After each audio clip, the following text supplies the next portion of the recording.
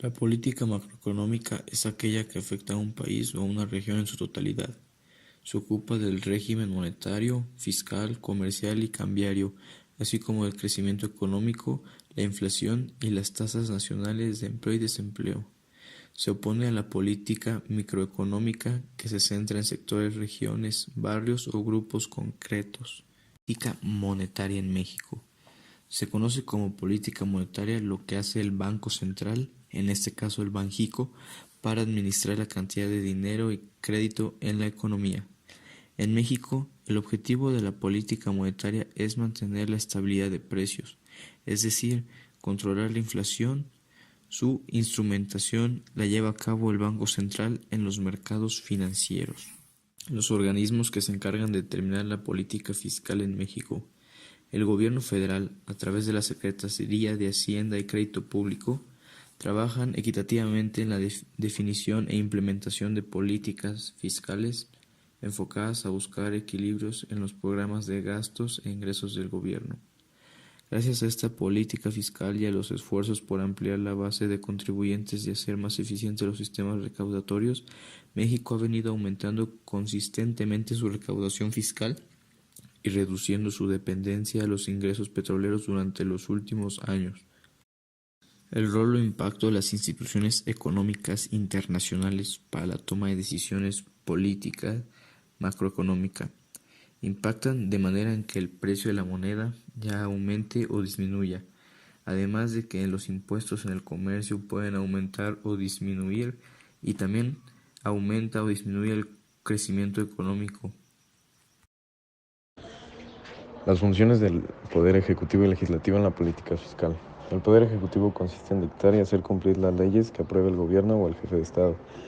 Este poder se relaciona fiscalmente para controlar el dinero y evitar que se den abusos con este, para lograr una mejor repartición económica más equitativa entre todos los miembros de la nación. El Poder Legislativo consiste en aprobar las leyes que se elaboran en base al gobierno y al pueblo. Este poder se conecta con el judicial y el ejecutivo para hacer que estas reglas se cumplan y así regir sus componentes de la política fiscal, el gasto público y los impuestos, y así mantener la estabilidad económica del país evitando excesos, inflación y desempleo. Los indicadores macroeconómicos más significativos para nosotros de México es el PIB, el Producto Interno Bruto, que en 2018 registró 1.5%, mientras que en 2017 era 2.3%. Y la inflación en 2017 era de 5.82 y en 2018 el último registro que se tuvo fue de 4.55, una diferencia de menos 1.27. La manera en que impacta la estructura y funcionamiento del modelo económico neoliberal mexicano en el respeto a los derechos humanos, la búsqueda de la justicia social y la práctica de la democracia es que sirve como una pauta que debemos de seguir los mexicanos y los servidores públicos para llevar a cabo las acciones legales en cada uno de los distintos casos, para así llegar a la mejor conclusión respecto a cada suceso dado. Los sesgos más importantes que encontramos en nuestra recopilación de información fueron en su mayoría que el neoliberalismo, que es el nuevo modelo económico de México, se hizo principalmente para contrarrestar los efectos de las crisis previas que ha vivido México en cuanto a su economía, para poder así salir adelante como un país que busca siempre lo mejor para los demás. A continuación, les explicaremos acerca de los fundamentos históricos de cómo se desarrolló el modelo económico mexicano hasta la manera que opera actualmente. El primer momento histórico fue la crisis de 1929, un hecho muy importante de la historia económica mundial y que afectó a las exportaciones de América Latina. Fue la crisis económica de 1929.